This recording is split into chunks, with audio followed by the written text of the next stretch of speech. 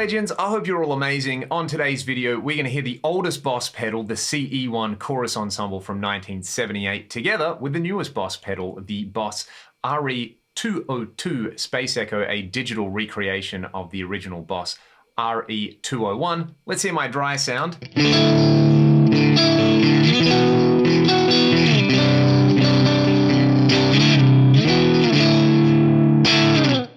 I'm going to kick in the CE1 to start. You can see I have this chorus intensity control at around 9 o'clock. The CE1 in stereo, which is what I'm doing right at the moment, is going to give you one side completely wet and one side completely dry, and it gives you this wonderful wide spatial effect.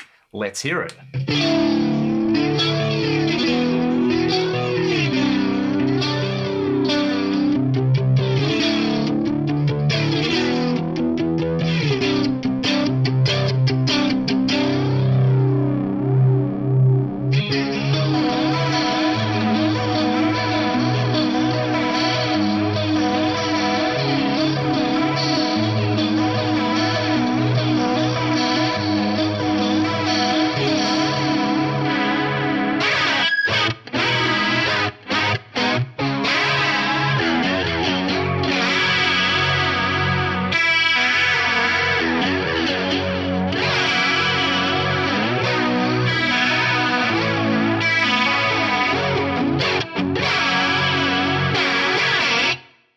That immediately reminds me of the Rush album Hemispheres. That intro chord, to me, that's such a classic example of this sort of sound. Let's just flick that off for a second. The RE202 I've recently featured on the channel. A couple of really cool features with this. If you engage the pedal, you can actually have the saturation always on, so affecting not only the delay repeats, but your unaffected dry sound, making it, I guess, affected. So it's emulating the old preamp. Let me just show you that. Then I can bring in some echo and I can bring in some built-in reverb.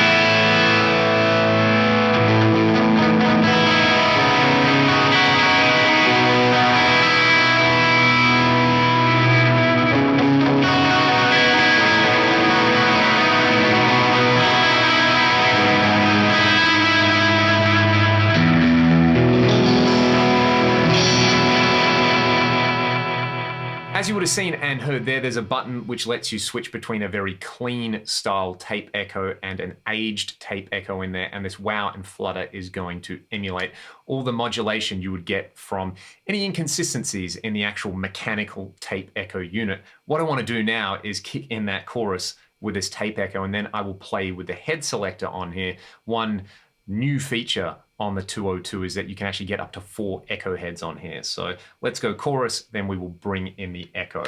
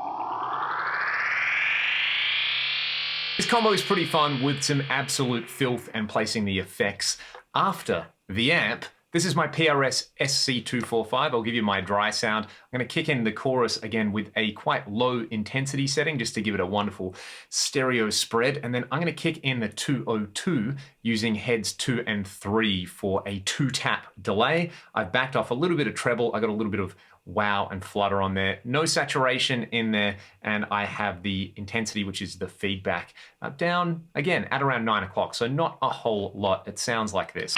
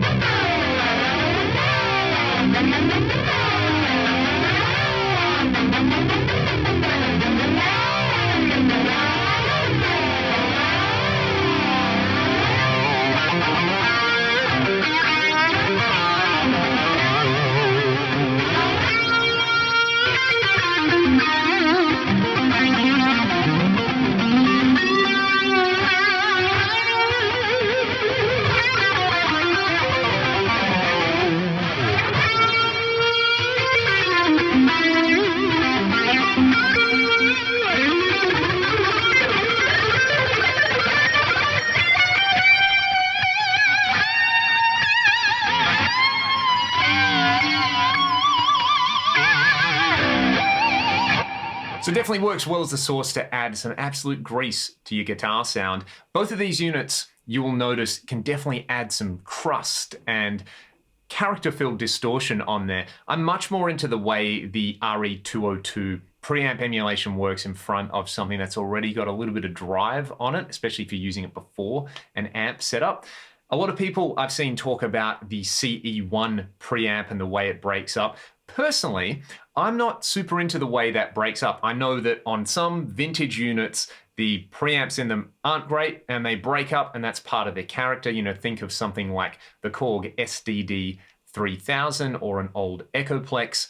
For my personal taste, the CE1 doesn't really have that kind of character about it, but it may be to your taste and you may really, really like the way it can kind of push the front end of your signal. The high and low switch on here as well is pretty finicky, as is this input level. And honestly, I could probably recommend to a lot of people, hey, if you just want this kind of sound and you're not necessarily playing in stereo, the CE2 does a really good job, and the CE2 Wazacraft pretty much cops the CE1 tone. I've actually got a video comparing the CE1W and the CE2W and the CE1. But what would be super cool, I just have to say this, is that this little enclosure cops this vibe. You know what I mean? You look at it and, I don't know, there's something inspirational or aspirational about having a Boss pedal of that shape. This is much more pedalboard friendly, obviously, and it doesn't require mains power. You can just run it off a kind of standard guitar pedal power supply.